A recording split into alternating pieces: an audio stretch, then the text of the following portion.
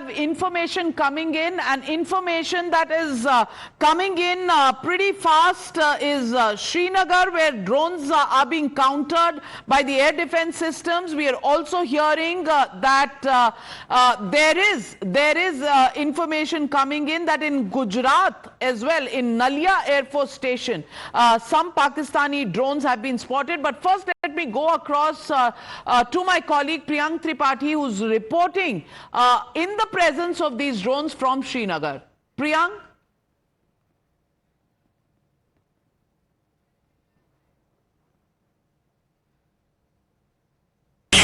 This is a very important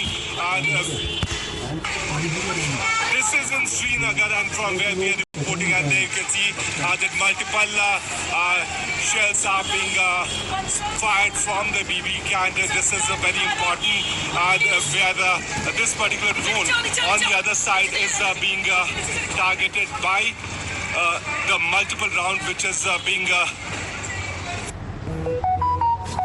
government area. Drone was spotted there, and later to that, soon after the drone was spotted, these multiple rounds are being Srinagar. So that's the situation on the ground, where the Pakistanis have been not violating the ceasefire, but also these drones are hovering over the sky.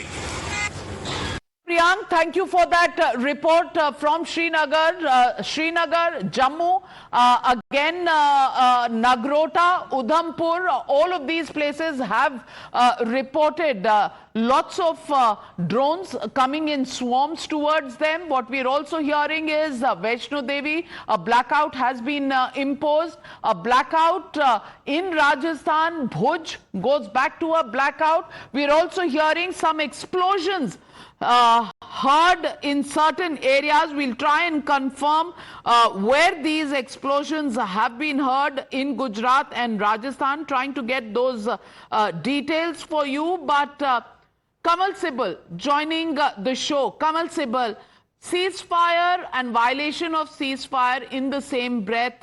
What have we gained? What have we lost?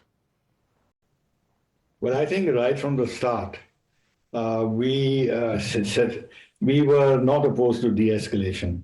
In fact, the first message we sent across was that we have attacked the terror sites in Pakistan, 9 of them. But this was limited to the terrorist infrastructure, and no military infrastructure of Pakistan had been hit. This was obviously a signal that to the Pakistan military that you hold back.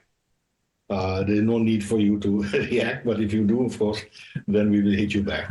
But for Pakistan, it is absolutely impossible not to react. The Pakistani army chief would have lost face, the Pakistan army would have lost face, the Pakistani political class would have been up in arms that the Pakistan army is incapable of defending the sovereignty and territorial integrity of Pakistan. So it was some degree of escalation was built into the situation, and we've hit them very hard. And after hitting them very hard, we had to take the decision whether we allow this to go on, or we have achieved what we had in mind to a large extent, that we've given a very powerful signal to Pakistan that we are not going to tolerate any more terrorist attacks aided or abetted by them, sponsored by them on Indian soil. And this message has been driven home, and they will think twice before engaging in such acts in the future. Now, it was a judgment call whether we should accept a de-escalation and a ceasefire. As you know, the Americans got into the act as they had been getting into the act before. And Trump had already started signaling that they are working for a ceasefire. And J.D. Vance and Secretary of State Rubio have actually made it known publicly that they were, for the last 48 hours, ringing the telephones at the Indian end, at the Pakistani end, and both sides had agreed to a ceasefire. And they went ahead to say that the two sides will meet at a neutral venue to discuss a larger set of issues, which I don't know what it means. So I think we had to then decide whether we're going to rebuff the Americans and go on, and what would be the cost of that, as we have a much wider relationship with Pakistan, with the United States. Are we willing to give some kind of a diplomatic victory to Trump, so that on some of the other issues that we are discussing with him, we can get something in return, keeping in mind that fundamentally we have achieved a lot in terms of getting over our past inhibition in not attacking Pakistani military infrastructure, and this time we've done it, even in Punjab. So, in a sense, that inhibition has now gone, and next time we can even go further. Now, one can always dispute whether we should have gone on or accepted a ceasefire. We can always debate that. I think there are pros and cons. On the whole, it is not a bad idea to accept de-escalation and a ceasefire, knowing that we are not going to actually step back or roll back any of the other steps we have taken on the Indus Waters Treaty and everything else.